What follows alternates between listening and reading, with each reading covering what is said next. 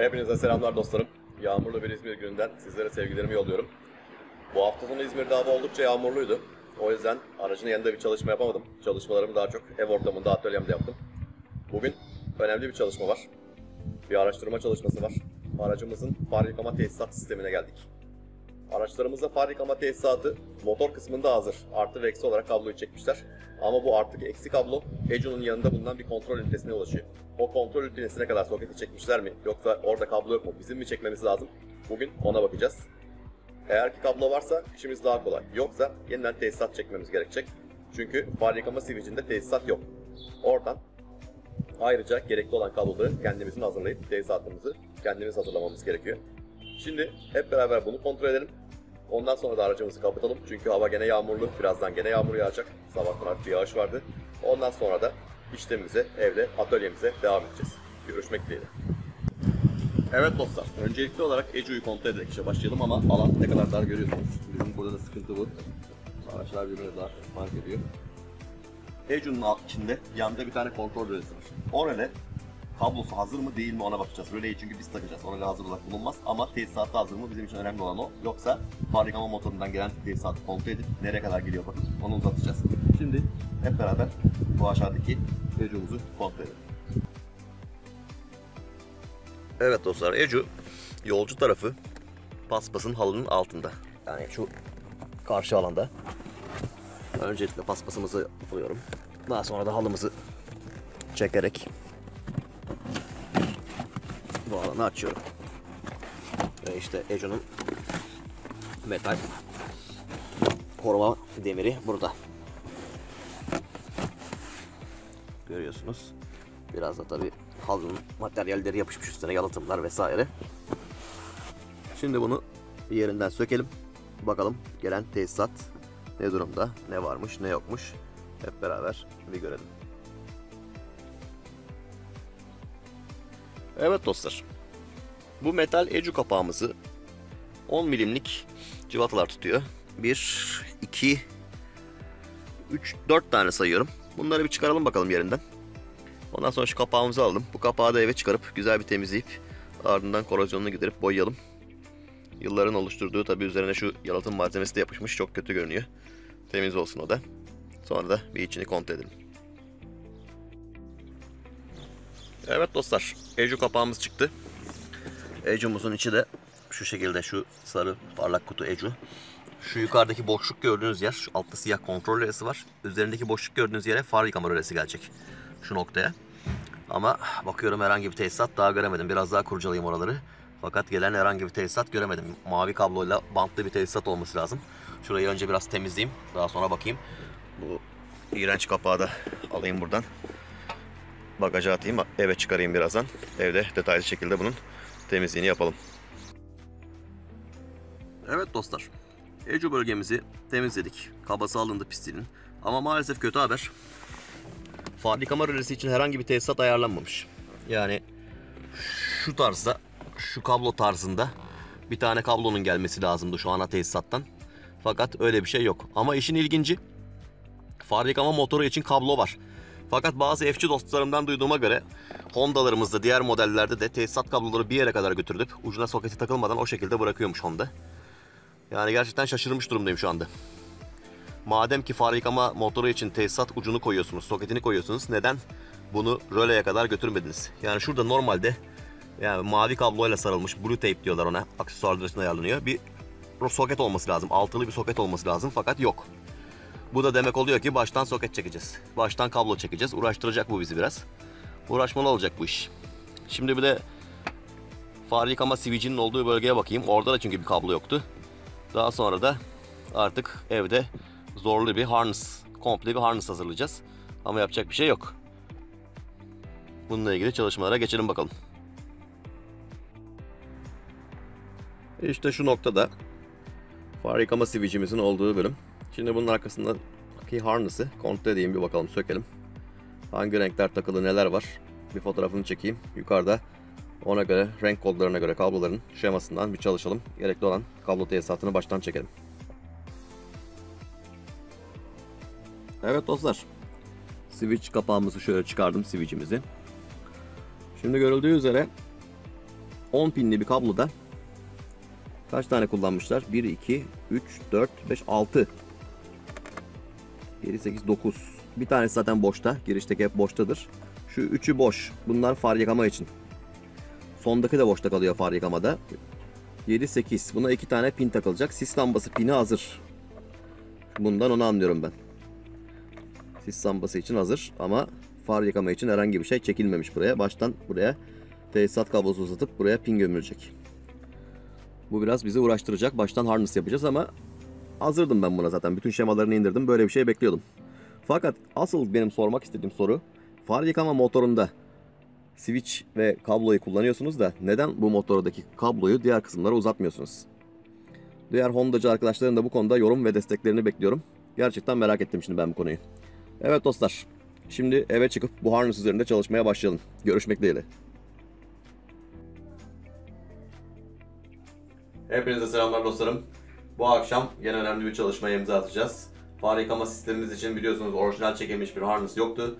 Bu akşam bir far yıkama sistemi harness yapacağız. Burada atölyemizle beraberce yapacağız. Bütün detaylarıyla size göstereceğim.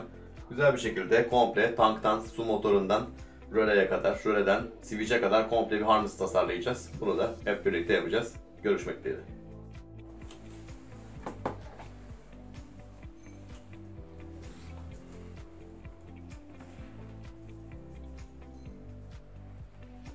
Evet dostlar, harness yapım çalışmalarımıza başlıyoruz. Şemalarını bu sistemin indirdim. Far yıkama şemalarını indirdim. Elektriksel diyagramları şu an önümde. Yani circuit board diyorlar buna. Nereden ne geliyor, hangi kablo gidiyor, nereye gidiyor. Bunlara göre şimdi bir harness yapacağım baştan. Bunun için öncelikle benim elimde olan şöyle orijinal OM şeyler var. Bu soket pinleri. Kullanacağımız şey 10 pinli. Bu da bakın bir tanesi harness'ına ait. Geri kalanı boş. Bunun da bazı pinlerini kullanabiliriz. Hazır pinler de var elimde. Bunları da yerleştirebiliriz. Muhtemelen bunları yerleştireceğim. Eğer bunlar olmazsa bunun içinden tek tek bunları çıkaracağım. 2 tane kablo soketine ihtiyacım olduğu için çok fazla bir malzeme gerekmeyecek. Çünkü buradalar. Buradan bunu kullanacağız ve çalışmamıza başlayacağız. Şimdi çalışmaya geçelim.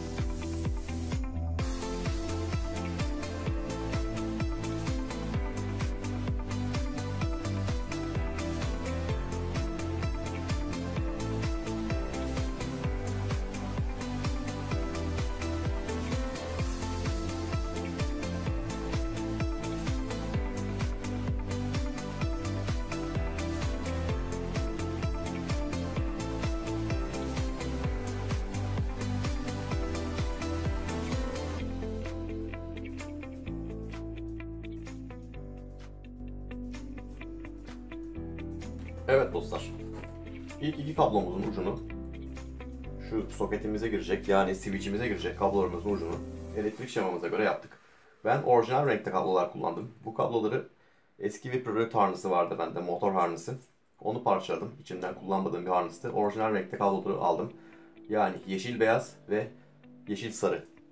Bu kablolar far yıkama tesisatımıza ait kablolar. Şu iki görmüş olduğunuz ince switch, bunlar, bu pinler şu OM switch'in 8. ve 9. portlarına girecek. Bunlar far yıkama tesisatımızın kabloları. Şimdi çalışmaya bu kabloları uzatarak devam edeceğim. Bunları biraz daha uzatacağım. Daha sonra şu orijinal far yıkama rölemizin bunun üzerindeki noktaya kadar bu kabloları uzatacağım. Şimdiki aşamamız bu.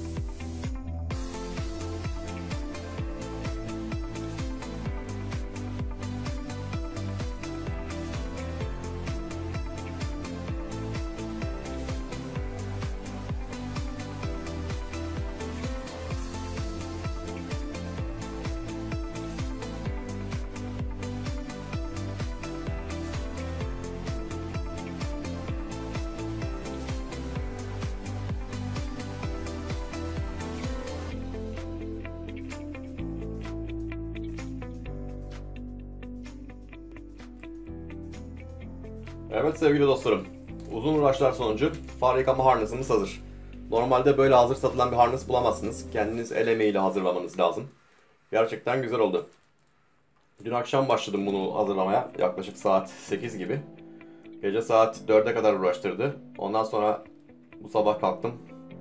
Saat işlerimi hallettikten sonra 2 gibi tekrar başladım. Şu anda saat 4.